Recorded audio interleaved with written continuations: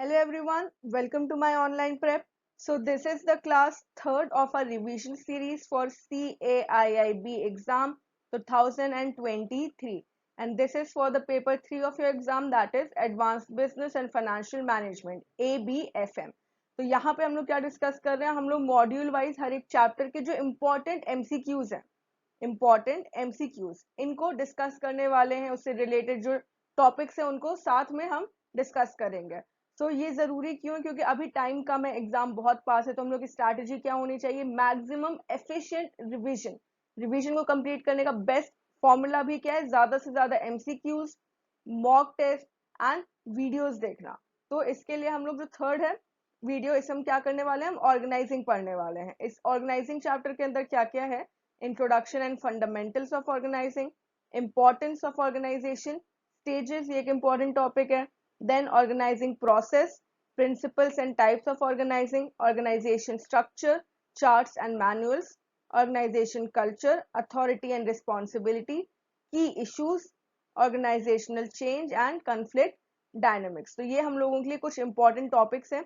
अब एक कंफ्यूजन जो ज्यादातर एस्पिरेंट्स के पास है ये है कि मतलब पहले तो ये पेपर था नहीं, तो अब ये पेपर हम कैसे पढ़ें। तो इसके लिए इसीलिए हम यहाँ पर हैं। We have compiled the most important MCQs through thorough analysis. बाकी एग्जाम्स के पैटर्न को देख के जो लेटेस्ट पैटर्न क्वेश्चंस में आ रहा है, यानी कि मल्टीपल स्टेटमेंट्स वाला, वही क्वेश्चंस हम लेकर आए हैं। ज्यादा से ज्यादा क्वेश्चन प्रैक्टिस करने से आपका रिवीजन और एफिशिएंटली कंप्लीट होगा हर एक टॉपिक का। सो हम लोग स्टार्ट करते हैं। उसके पहले हम लोग ने जो ये थर्ड क्लास है, पहले दो क्लास जो फर्स्ट टू चैप्टर्स है मॉड्यूल के, एक ही ऑलरेडी अपलोड किए जा चुके हैं on the my online prep YouTube channel. तो आप लोग यूट्यूब चैनल पर जाके वो दोनों वीडियोस भी देखिए, और अगर आपने अब तक सब्सक्राइब नहीं किया तो सब्सक्राइब कर लीजिए, क्योंकि डेली ये वीडियोस अपलोड की जा रही हैं, आप ही के बेनिफिट के लिए है, आप ही के रिविजन के लिए, so that you can score 60 plus in this exam and qualify in this exam itself. So let us start with our first question now. Okay, so the first question is, what is the primary purpose of organizing in management? Management में हम लोग ने काफी सारे stages पढ़े हैं। First हमने देखा था क्या होता है, planning, and second is organizing. So organizing का मेन पर्पस क्या होता है, प्राइमरी पर्पस क्या होता है? This is again a multiple statement type question. First we need to very carefully read these statements and then accordingly select the most appropriate answer from these options. Statements क्या है? First, establishing effective authority relationships. Second, grouping work in an efficient manner. Third, separating work into sections and departments. Fourth, ignoring the division and coordination of work activities. तो इसमें से organisation में क्या क्या आता है? आता है effective establishment of effective authority relationships, grouping work in an efficient manner, separating work into sections and departments, ignoring the division and coordination of work activities, ये नहीं आता। So 1, 2 and 3, D, 1, 2 and 3, this is the right answer। तो अगर हम लोग definition देखें तो organising की डेफिनेशन में ही यही दिया होता है कि मतलब रिलेशनशिप जो होती है, authority relationship, subordinate superior relationship किस तरीके से वर्क करते हैं, डिपार्टमेंट के जो हेड होते हैं वो कैसे कम्युनिकेट करते हैं, फिर grouping of work in an efficient manner, जो भी एक्टिविटीज है ताकि उसमें ओवरलैपिंग ना हो, रिसोर्सेज वेस्ट ना हो, एफिशिएंट रिसोर्स एलोकेशन, ये एक प्राइमरी ऑब्जेक्टिव है। तो वर्क इस तरीके से सेक्शन, डिपार्टमेंट में, ग्रुप में डिवाइड करना ताकि एफिशिएंटली वो सारे ऑब्जेक्टिव्स जो हमने प्लानिंग में सेट किए थे वो हम लोग सब अचीव कर सकें। तो इसके अंदर क्या क्या आता है, अगर हम लोग प्रोसेस को देखें, जो ऑर्गेनाइजिंग प्रोसेस होता है तो इसमें 5 स्टेजेस आते हैं। First stage involves the review of the plans and objectives. जो हम लोग ने प्लानिंग में अपने ऑब्जेक्टिव सेट किए तो उसको रिव्यू करना, वेदर और नॉट वो अचीवेबल है। देन उसके बाद सेकंड क्या होता है, determining the work activities. The work activities, क्या एक्टिविटीज है जो हमको परफॉर्म करनी पड़ेंगी ताकि हमको वो गोल्स हमारे अचीव हो जाएं। Third is categorising and grouping the material work, मतलब कि ग्रुपिंग, तो इस तरीके से वर्क को डिवाइड करना ग्रुप्स में ताकि वो कंप्लीट हो सके। देन फोर्थ यहाँ पे लिख देते हैं, फोर्थ क्या होता है, now assigning of activities. Assigning, जब हमने ग्रुप में मतलब वर्क हम लोग डिवाइड कर लिया, क्या क्या वर्क्स है जो एक साथ कंप्लीट हो सकते हैं, उसके बाद असाइन करना। And then delegation of authority, this is very important, authority delegate करना। And fifth is designing the hierarchy of relationship. Hierarchy of relationship, ये 5 पर्पस है। तो इसमें से हम लोग देखें अथॉरिटी रिलेशनशिप्स ये हायरार्की में आ गया, ग्रुपिंग ये थर्ड वाला हो गया, separation of work into sections and department ये किस में आ गया, ये असाइनिंग में आ गया, वर्क एक्टिविटीज में भी आ गया। तो ये प्राइमरी पर्पस है ऑर्गेनाइजेशन के। So D is the right answer. Next, okay, the question says which classifications can be used to classify strategies for the division of coordination of work activities as well as distribution of resources. Basically organization के लिए क्या classification आ सकते हैं in the strategies, कौन सी strategies होती हैं organizing के लिए, इसमें भी हमारे पास statements दिए हैं। First is classical closed system, second is open systems, third is chaotic systems और fourth static systems। तो इसमें से जो दो सबसे ज्यादा यूज किए जाने वाले टर्म्स या क्लासिफिकेशन है, these are the classical closed system and open system, that is 1 and 2। So B is the right option. Chaotic और स्टैटिक ये टर्म ऑर्गेनाइजेशन क्लासिफिकेशन में यूज नहीं होते, केवल क्लासिकल और ओपन होते हैं। तो जो क्लासिकल क्लोज सिस्टम होते हैं ये मोस्टली जो क्लासिकल थ्योरिस्ट होते हैं ये ऑर्गेनाइजेशन को एक क्लोज सिस्टम की तरह देखते हैं। यहाँ पे there is no interaction, there is no interaction with the environment, मतलब जो environment है उससे कोई भी interaction नहीं होता। ये basically क्या देखते हैं, ये structural format में देखते हैं organization को, structural format में। जैसे हम लोग जो organization planning strategies देख रहे थे उसमें भी था ना कि close क्या होता है, open क्या होता है, तो structural होता है। इसमें mainly क्या होता है, technical aspects। हम लोग organization को क्या देखते हैं, एक मैकेनिक की तरह देखते हैं, टेक्निकल एस्पेक्ट में देखते हैं मशीन की तरह। तो इसमें होते हैं टेक्निकल एस्पेक्ट्स, ये ओवर सिंप्लीफाइड मैकेनिकल अजम्पशन पे बेस्ड होते हैं टेक्निकल एस्पेक्ट्स में, इसमें एनवायरनमेंट से कोई भी रिलेशन नहीं होता। वेराज जो ओपन होता है, हम लोग का जो ओपन सिस्टम होता है इसमें क्या होता है, दे आर स्ट्रांगली इन्फ्लुएंस्ड, यहाँ पे इंटरेक्शन होता भी है and it is strongly influenced by the environment. मतलब कि जो ऑर्गेनाइजेशन का एनवायरनमेंट है इससे बहुत ज्यादा स्ट्रांगली इन्फ्लुएंस होता है पूरा डिस्ट्रीब्यूशन जो भी रिसोर्सेज का है या फिर वर्क एक्टिविटीज है, लोकेशन है, अथॉरिटी डेलीगेशन है, ये सब एनवायरनमेंट से इससे फैक्टर होता है। एनवायरनमेंट में जैसे क्या क्या आता है, फोर्सेस जो होते हैं, this can be the economic environment, it can be the social और इवन द पॉलिटिकल एनवायरनमेंट। ये सारी ही चीजें हैं जो कि ऑर्गेनाइजेशनल एक्टिविटीज को इफेक्ट करती हैं। So these strategies they can be classified into classical closed system and open system, that is B 1 and 2. Okay, next question. What are the essential aspects that an effective organization facilitates? अगर organization effective होगा तो उससे क्या क्या चीजें होंगी जो हम लोगों को facilitate होती हैं? We need to read these statements first. Communication and coordination between departments, the clarity in authority and responsibility, duplication of labour, optimization of resources. तो इसमें से हम लोग को एक्चुअली क्या पूछा गया है, हमको यहाँ पे एडवांटेजेस बताने हैं। अगर ध्यान से इस क्वेश्चन को देखेंगे तो ये हमसे पूछने के एडवांटेजेस क्या है अगर हम लोग इफेक्टिव ऑर्गेनाइजेशन करते हैं। तो communication and coordination between departments, yes ये हम लोग का एक फैक्टर था जो हम लोग ने स्टेजेस देखे तो इसमें कोऑर्डिनेशन था, तो ये हो गया। Then the clarity and authority and responsibility, authority delegation ये भी ऑर्गेनाइजेशन का एक इंपॉर्टेंट पार्ट है। डुप्लीकेशन ऑफ लेबर ये नहीं है, इसको तो एक्चुअली हम लोग अवॉइड करने की कोशिश करते हैं। मतलब जिस तरीके से वर्क असाइन किया जा रहा है into different sections and departments, ये इसीलिए ताकि डुप्लीकेशन ऑफ लेबर ना हो, वेस्टफुल रिसोर्सेज ना हो, तो ये कैंसिल आउट हो गया। And fourth, optimization of resources, best utilization of resources, most efficient utilization of resources. So 1 2 and 4, 1 2 and 4 है ऑप्शन डी।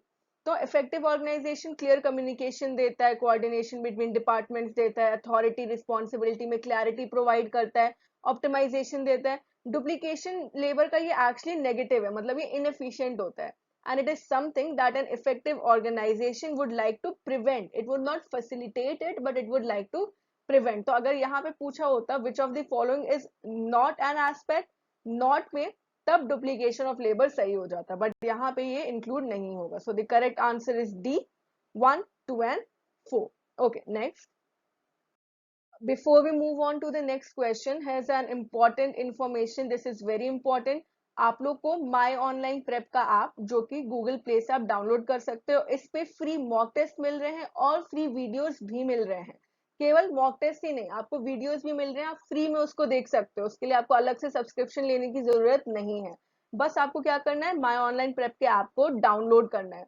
ये मॉक टेस्ट क्या होंगे, यहाँ पे जो हम लोग एमसीक्यूज डिस्कस कर रहे हैं, इसी के तरीके के और बहुत ज्यादा एमसीक्यूज हैं उन मॉक टेस्ट में। ज्यादा से ज्यादा क्वेश्चन सॉल्व करने से आपका रिवीजन एफिशिएंट होगा, आपकी तैयारी 100% हो जाएगी। जो आप 100% एफर्ट देने की कोशिश कर रहे हो, उसमें हमारा योगदान क्या है, that we are providing you with the most crucial MCQs, the most crucial videos, the topics that we have discussed, it is from the exam point of view. तो आपकी प्रिपरेशन इस तरीके से हो जाएगी कि आप इसी एग्जाम में क्वालिफाई कर सकते हो। क्वालिफाई करने के साथ साथ 60+ आराम से स्कोर कर सकते हो अगर आपने ये सारे एमसीक्यू, सारे मॉक टेस्ट सॉल्व कर लिए हैं तो अभी जाके ये ऐप को डाउनलोड करो और ये सारी फैसिलिटीज को अवेल करो। जो भी जितनी भी चीजें आपको मिलती है, सारी अपॉर्चुनिटी ग्रास्प करना जरूरी होता है। ठीक है, तो ये करिए, डाउनलोड करिए, ऑल्सो वीडियोस देखिए, and your preparation would be 100%। ठीक है, नेक्स्ट क्वेश्चन देखते हैं अब। The question is, how does organizing contribute to transparency of an organization. Transparency क्या होता है, फुल इंफॉर्मेशन। किसी भी तरीके से कोई भी इंफॉर्मेशन हिडन नहीं है। जो स्ट्रैटेजीज है वो सबको पता है, केवल मैनेजमेंट को ही नहीं बल्कि जो एम्प्लॉयज है, वर्कफोर्स है, उनको पता है क्या ऑब्जेक्टिव्स है, क्या एक्टिविटीज है, किस तरीके से अगर हमको अपने किसी सुपीरियर को अप्रोच करना है तो हम कैसे अप्रोच कर सकते हैं। ये सारी चीजें ट्रांसपेरेंट, जितनी भी फंक्शन है उसमें कुछ भी हिडन नहीं है। सो यहाँ पे ऑर्गेनाइजेशन कैसे कंट्रीब्यूट करता है, we are given certain statements. Statements are, first, by outlining the task, activities and duties and responsibilities of workers in job descriptions. Second, by assigning appropriate levels of power and responsibility. Third, by ignoring the roles and responsibility of workers. Fourth, by keeping communication channels open and well defined. तो सारी information सबके पास पहुंचे, इसके लिए क्या क्या किया जाता है। जॉब डिस्क्रिप्शन, ये होता है जब हम किसी को ऑन बोर्ड ले रहे हैं, किसी वर्कर को अपने यहाँ हम उसको एम्प्लॉय कर रहे हैं, तो उसके जॉब डिस्क्रिप्शन में उसके क्या वर्क होंगे, रिस्पॉन्सिबिलिटीज, उसके टाइम, जो कितना टाइम उसको देना पड़ेगा ऑर्गेनाइजेशन को, उसके उससे रिलेटेड एक्सपेक्टेशंस क्या होंगे, ये सारी चीजें होती हैं जॉब डिस्क्रिप्शन में। तो ये इंक्लूड होता है, इससे ट्रांसपेरेंसी होती है, एम्प्लॉयज को पता होता है कि उनसे क्या एक्सपेक्ट किया जा रहा है। Second, by assigning appropriate levels of power and responsibility, ये अथॉरिटी डेलीगेशन है। जब क्लैरिटी के साथ पावर को डिस्ट्रीब्यूट किया गया है तो वो भी सबको पता है, अगर मुझे कोई प्रॉब्लम होगी तो मुझे किसको अप्रोच करना है, मुझे एचआर को अप्रोच करना है या फिर मुझे अपने डिपार्टमेंटल हेड को अप्रोच करना है। सो ये भी ट्रांसपेरेंसी बताता है। Ignoring the roles and responsibilities, workers की रोल्स एंड रिस्पॉन्सिबिलिटी को अगर इग्नोर कर देंगे तो ये तो कुछ इंफॉर्मेशन छुपा लेगा, उनके रोल्स और रिस्पॉन्सिबिलिटीज को उनको पता होना चाहिए, तो ये नहीं होगा। By keeping communication channels open and well defined, yes, communication channel जिसके थ्रू कम्युनिकेशन डिसमिनेशन हो रहा है, जो भी रूल्स पॉलिसीज डेवलप हुए हैं, those communication it is reaching all the levels of the organisation. So 1, 3, 1, 2 and 4, 3 नहीं होगा, 3 कैंसिल आउट हो गया, 1, 2 and 4, that is option C. ये तीनों ही चीजें ट्रांसपेरेंसी को इंक्रीज करती हैं। इग्नोर करना क्या होगा, ये ऑर्गेनाइजेशन ट्रांसपेरेंसी को कंट्रीब्यूट नहीं करता है। So the right answer is C, 1, 2 and 4। Next question, which among the following is not a fundamental reason for the importance of organizing within an organization। अब फिर से यहाँ पे ध्यान देना क्या जरूरी है, यहाँ पूछा है नॉट अ फंडामेंटल रीजन। अगर हम लोग ने जल्दबाजी में इसको पढ़ लिया which of the following is a fundamental reason, तो हम गलत कराएंगे। तो हमको बताना है कौन सा रीजन नहीं है, कौन सा रीजन ऐसा नहीं है जो कि ऑर्गेनाइजिंग की इंपॉर्टेंस बताता है। Statements enhancing efficiency in administration, तो ये तो ठीक है। देन प्रोमोटिंग इफेक्टिव कम्युनिकेशन, ये भी ठीक है। Mitigating the risk of natural disasters, natural disasters को ऑर्गेनाइजेशन कैसे मिटिगेट करेगा, तो ये नहीं होगा, इसको कैंसिल आउट कर दिया। एंड ऑप्टिमाइजिंग रिसोर्स यूटिलाइजेशन, ये भी ठीक है। तो इसमें पूछा है which among the following is not a fundamental reason, तो नॉट कौन सा है, mitigating the risk of natural disasters, that is only 3, यानी कि ऑप्शन ए सही है। अगर यहाँ पे हम लोग पढ़ लेते which of the following is a fundamental reason, तो हम लोग 1, 2 ये तो सारे फंडामेंटल रीजन हमको लग ही रहे, तो ऐसा कोई ऑप्शन मार्क कर देते जो सही नहीं होता। बट हमको क्या करना है, हमको बस ये वाला हटा देना है जो कि सही नहीं है। ठीक है, तो फिर ये वाली चीज हो गई ऑप्शन 3। अब अगर हम लोग देखना चाहें कि इंपॉर्टेंट रीजंस या इंपॉर्टेंस है क्या, तो सबसे पहले क्या पहुंचाता है हम लोग को, मिलता है facilitation of efficiency, efficiency in administration. जो भी जॉब्स हैं उनको इस तरीके से एलोकेट करना ताकि उनका एडमिनिस्ट्रेशन हो सके, मॉनिटर कर सके, सुपरवाइज कर सके, so efficiency in administration. Second, resource optimisation, resource optimisation का हम लोग को बेनिफिट प्रोवाइड होता है ऑर्गेनाइजेशन से। थर्ड, गेनिंग एक्सपर्टीज, मतलब कि जिस इंसान को, जिस एम्प्लॉय को एक पर्टिकुलर टास्क में ज्यादा एक्सपर्टीज है, प्रोफिशिएंसी है, उसको वही टास्क अगर देंगे तो प्रोडक्टिविटी क्या होगी, इंक्रीज होगी। इसलिए एक्सपर्टीज गेन करने में भी हेल्प करता है, हम उसके उनके नॉलेज को और ज्यादा यूज कर सकते हैं। Then fourth is promoting effective communication, क्योंकि यहाँ पे किसकी बात हो रही है, ट्रांसपेरेंसी की, हर एक इंफॉर्मेशन सबको पता हो, जो भी इंपॉर्टेंट स्ट्रैटेजी से रिलेटेड, पॉलिसी से रिलेटेड है, वो सारा communication. Then there is creating transparency, transparency, and finally expansion and development, expansion and development of the organization as a whole. तो ये सारे इंपॉर्टेंट से बेनिफिट्स हैं जो कि ऑर्गेनाइजेशन से मिलते हैं, इफेक्टिव ऑर्गेनाइजेशन से। तो यहाँ पे हमारे लिए सही आंसर क्या है, it is option A, that is only 3 is not a fundamental reason. Next, ठीक है, the question is, in the context of organizing, which departmentalization would best be suited for a multinational corporation operating in different geographical regions? तो यहाँ पे पूछ रहे हैं कि अगर हम लोग डिपार्टमेंटलाइजेशन करते हैं, मतलब कि हम लोग वर्क को असाइन करते हैं according to departments, then for the multinational corporation which model would be best? The given statements are functional, geographic, product और कस्टमर। तो यहाँ पे मेंशन क्या किया है, जियोग्राफिकल रीजन्स। तो जियोग्राफिकल रीजन से क्या रिलेटेड होगा, the geographic model, that is only 2। जो फंक्शनल होता है ये तो एक्टिविटीज से रिलेटेड होता है, फंक्शन से होता है, तो फिर ये मल्टीनेशनल कॉर्पोरेशन के लिए बेनिफिट नहीं देगा।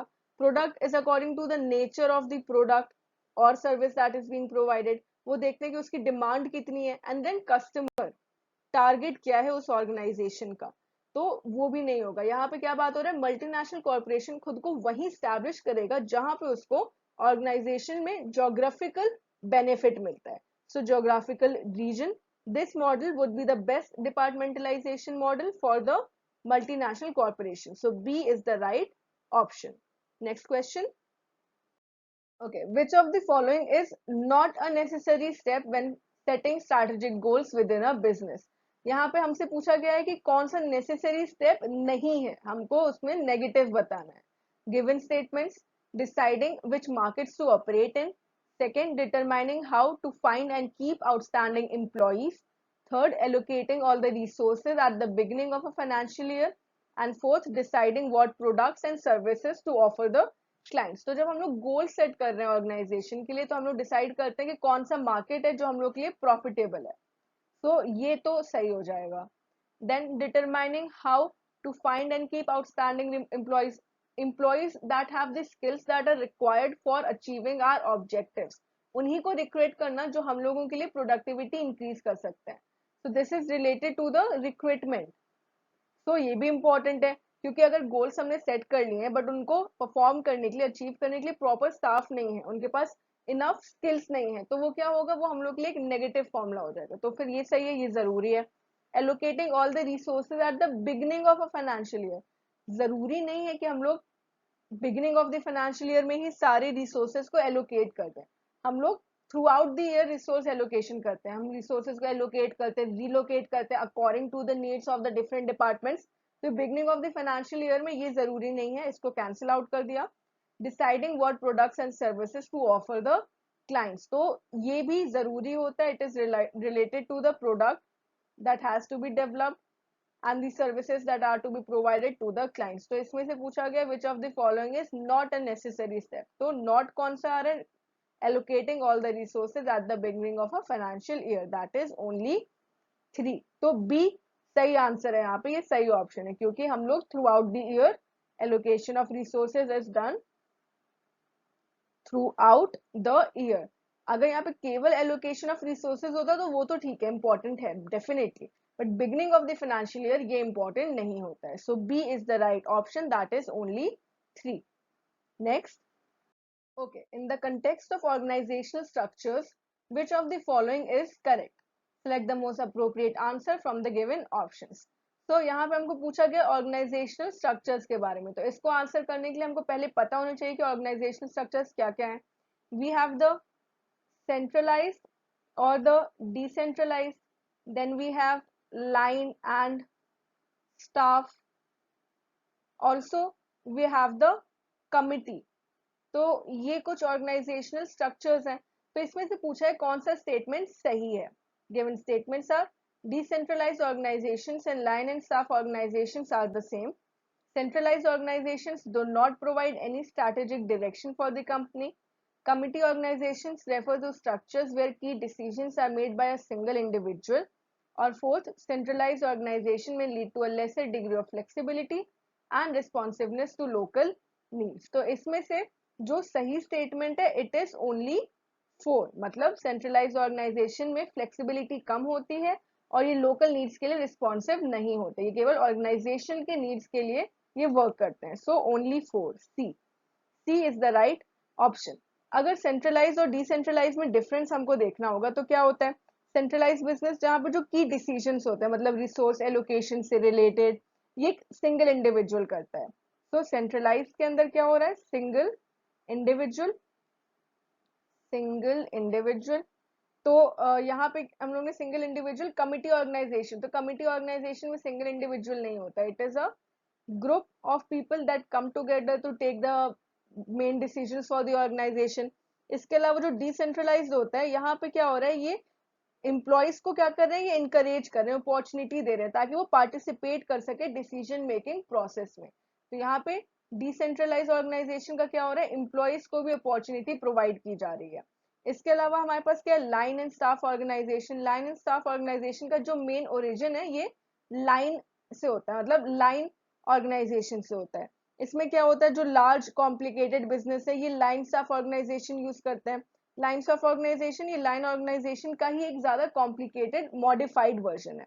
ठीक है, तो ये लेकिन डिसेंट्रलाइज ऑर्गेनाइजेशन सेम नहीं होते हैं. मतलब लाइन ऑर्गेनाइजेशन क्या करता है कि डिसाइड करता है और फिर एग्जीक्यूट कौन करता है उनके डिसीजन को, स्टाफ ऑर्गेनाइजेशन. फिर उसके बाद क्या बचा, centralize organization do not provide any strategic decision. तो ये तो गलत है, सेंट्रलाइज ऑर्गेनाइजेशन में स्ट्रैटेजिक डिसीजन प्रोवाइड किए जाते हैं. इसके अलावा एक और क्या होता है, जो फंक्शनल ऑर्गेनाइजेशन होता है. फंक्शनल ऑर्गेनाइजेशन में क्या हो रहा है, इधर फंक्शनल ऑर्गेनाइजेशन जो यहाँ पे मेंशन्ड नहीं है. फंक्शनल ऑर्गेनाइजेशन इस तरीके हो सकता है कि स्पेशलिस्ट मेंटेन करते हैं, जो भी पोजीशन है हाईएस्ट लेवल्स की वो स्पेशलिस्ट मेंटेन करते हैं, यानी फंक्शंस के अकॉर्डिंग. और कमिटी हमने पहले ही देख लिया, वो ग्रुप का होता है. तो इसमें से सही स्टेटमेंट क्या है, it is 4, that is centralise organisation में lead to lesser degree of flexibility. अब आपको क्या करना है, आपको ये सारे ही ऑर्गेनाइजेशंस के बारे में थोड़ा सा डिटेल में उनके एडवांटेजेस, डिसएडवांटेजेस और कैरेक्टरिस्टिक्स देखनी है. तो ये आपके लिए होमवर्क हो गया. ठीक है, next question. Okay, the question is the hierarchical communication network within an organization is directly supported by, and we need to select the appropriate answer by reading these statements. Statements are the unintentional formation of organization structure, the amount of decision making power given to each member, the formal organizational structure or the informal interactions among employees. तो यहाँ पे हम लोग किसकी बात कर रहे हैं, हम लोग ऑर्गेनाइजेशन स्ट्रक्चर्स की बात कर रहे हैं. ये होते हैं दो तरीके के, it is the formal and the informal. Formal and the informal. तो जो फॉर्मल होता है इट इज ओवर्ट, ये मतलब बाहर बाहर पता चलता है. और इनफॉर्मल क्या होता है, ये कोवर्ट होता है, it is the internal factors. तो यहाँ पे हम लोग किसकी बात कर रहे हैं, communication network, hierarchical communication network. ये किस में आता है, it comes under the formal organizational structure, that is only 3, C. C is the right answer, only 3. केवल फॉर्मल ऑर्गेनाइजेशनल स्ट्रक्चर में ही हायरार्किकल कम्युनिकेशन होता है, अनइंटेंशनल फॉर्मेशन में नहीं होता. फिर amount of decision making power, ये भी नहीं होता, ये कम्युनिकेशन से रिलेटेड नहीं है, पावर डेलीगेशन से. और एक्चुअली हम लोग स्ट्रक्चर्स की बात करें तो फॉर्मल इनफॉर्मल में से ये फॉर्मल में आता है. फॉर्मल के अंदर और क्या क्या चीजें आती हैं? फॉर्मल के अंदर आता है goals and objectives, policies and procedures, उसके अलावा जॉब डिस्क्रिप्शन क्या है, financial resources, authority structures, channels of communication, ये सारी चीजें फॉर्मल में आती हैं। इनफॉर्मल या कोवर्ट, ये भी याद रखना जरूरी है। कोवर्ट में क्या आता है? जो बिलीव्स अजम्पशंस होते हैं ऑर्गेनाइजेशन के, लोगों के परसेप्शन, उनके एटीट्यूड्स, क्या उनकी वैल्यूज हैं, उसके अलावा उनकी फीलिंग्स, ग्रुप नॉर्म्स, ये सारी चीजें जो होती है ये इनफॉर्मल में आती हैं। और फॉर्मल में सारी चीजें जो आती हैं वो प्रॉपरली डिफाइंड और रिटन रूल्स की तरह होती हैं। तो यहाँ पे सही आंसर है only 3, that is C. Next, and the next question is, which of these statements about formal organizational structures is false? फिर से यहाँ पे ध्यान से पढ़ना जरूरी है। false पूछा है, correct नहीं बल्कि wrong। statements देखते हैं। it is developed with the primary goal of accomplishing organizational objectives. It assigns distinct responsibilities to each member of the organization. It maintains a flat structure, avoiding any hierarchical relationships, or it delegates a specific amount of authority और decision making power depending on the nature of the organisation. तो इसमें से क्या, पहले देख लेते हैं क्या क्या सही है। It is developed with the primary goal of accomplishing organizational objectives. हाँ, तो ये प्राइमरी जो पर्सनल गोल्स हैं या फिर पर्सनल ऑब्जेक्टिव्स है उस पर ध्यान नहीं देता, ये ओवर्ट बिहेवियर होता है। ऑर्गेनाइजेशनल ऑब्जेक्टिव्स तो ये तो ठीक है, ये सही है। Then it assigns the distinct responsibility to each members, ये भी होता है। इसमें रिस्पॉन्सिबिलिटी को डेलीगेट किया जाता है। इसमें फॉर्मली जो जॉब डिस्क्रिप्शंस होते हैं उसमें सारी चीजें होती है, responsibilities. It maintains a flat structure avoiding any hierarchical relationship. तो अगर हम लोग फॉर्मल ऑर्गेनाइजेशन की डेफिनेशन देखते हैं तो उसी में लिखा है कि हायरार्किकल रिलेशनशिप इसमें स्टैब्लिश होती हैं, तो ये नहीं होगा। And then it delegates a specific amount of authority और decision making power depending on the nature of the organisation. तो ये भी होता है, इसमें पावर एलोकेशन होता है। तो यहाँ पे फॉल्स क्या है? It is 3, that is only 3 is false. बाकी सारी चीजें इसके लिए सही है। तो हमारे लिए हमने क्या पूछा गया है, हमको यहाँ पे फॉल्स क्या है, तो सही ऑप्शन हो जाएगा सी, ओनली 3। तो हमने पहले भी देखा कि फॉर्मल ऑर्गेनाइजेशन की क्या कैरेक्टरिस्टिक्स होती हैं। अगर कुछ और फीचर्स देखें तो इसमें कुछ भी क्या होता है, इसमें कॉन्शियसली सारी चीजें होती हैं, कॉन्शियसली स्ट्रक्चर किया जाता है। Formation of an official formal organizational structure, consciously and official. उसके बाद क्या होता है, ये ऑर्गेनाइजेशनल गोल्स को अचीव करते हैं। गोल्स जो कि कॉमन ऑर्गेनाइजेशनल गोल्स, ये पर्सनल गोल्स को बढ़ावा नहीं देते बल्कि ऑर्गेनाइजेशनल गोल्स को बढ़ावा देते हैं। देन और क्या होता है, ये फॉर्मल ऑर्गेनाइजेशनल स्ट्रक्चर होता है, इसमें डिस्टिंक्ट रिस्पॉन्सिबिलिटीज होती हैं। डिस्टिंक्ट रिस्पॉन्सिबिलिटी, हर एक मेंबर के पास अलग अलग रिस्पॉन्सिबिलिटी। फिर उसके बाद हर किसी के पास कुछ ना कुछ अथॉरिटी होती है, थोड़ी बहुत अथॉरिटी हर किसी को डेलीगेट की जाती है। So authority delegation is there. Then उसके बाद हायरार्किकल कनेक्शंस होते हैं, हायरार्किकल रिलेशनशिप, कम्युनिकेशन होता है। एंड फाइनली ऑर्गेनाइजेशन जो होता है ये फॉर्मल स्ट्रक्चर सर्व करता है, it is the backbone. The formal structure is the backbone of the hierarchical relationship और द कम्युनिकेशन नेटवर्क। तो ये सारे सेलिएंट फीचर्स हैं फॉर्मल ऑर्गेनाइजेशनल स्ट्रक्चर्स के। तो यहाँ पे हमारे लिए सही ऑप्शन क्या है? सी, ओनली 3।